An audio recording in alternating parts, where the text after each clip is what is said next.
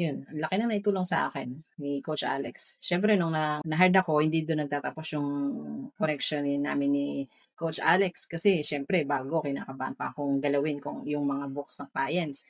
Siyempre, nagcha-chat ako kay Coach Alex, "Coach, ano bang gagawin dito? Paano ko ba gagawin 'to?